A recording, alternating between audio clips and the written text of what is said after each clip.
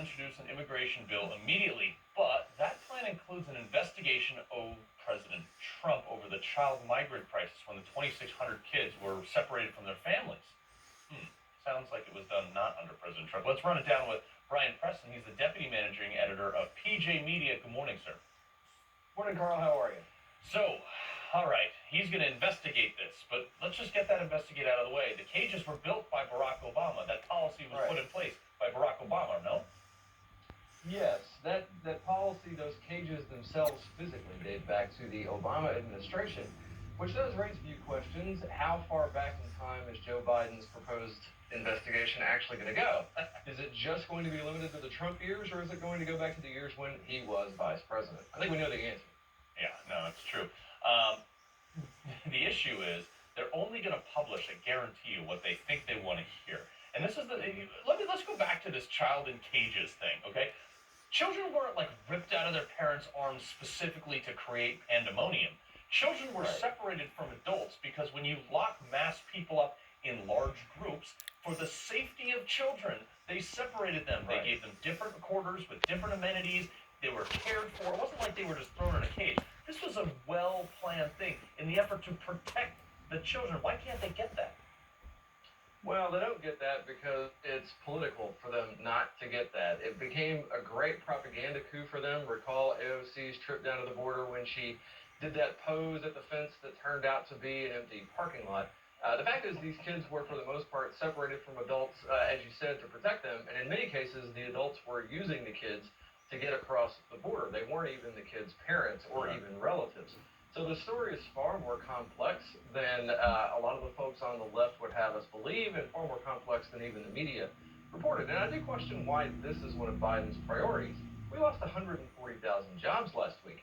Why is he talking about the border when he should be talking about so many other things for Americans? Yeah, no, and that's interesting too. But this was the rally cry: build the wall, build the wall. And is he gonna? I mean, Joe Biden at times during the campaign, he did say he was going to tear down this wall. No. He did say that, and he has given many noises and many signals that he is not for border security at all. And of course, the energy on the left goes all the way to the abolition of ICE itself, which is one of our main points of border security. So the tensions within the Biden administration and in Congress are going to be severe, but most of the energy is going to be coming from the left. For Americans who wanted border security, who want the basics of what it means to be a nation, Joe Biden is not only not going to deliver, he's going to criminalize the past, possibly, and make the future all but untenable. Yeah, I mean, that's shocking. And so there's a common name here, Merrick Garland. We know him. He was the guy who got bumped and never got the Supreme Court seat because, thankfully, Republicans held the line. But this will be up to him as the Attorney General. Presumably, he gets confirmed, which I assume he will with the Democratic Senate. Break down this discussion. Yeah, this discussion just going forward is going to be so destructive to our national security and so destructive, frankly, to our economy. But this is what the Democrats want. They didn't really campaign on this. The majority of Americans actually want border security. The majority of Democrats in office don't.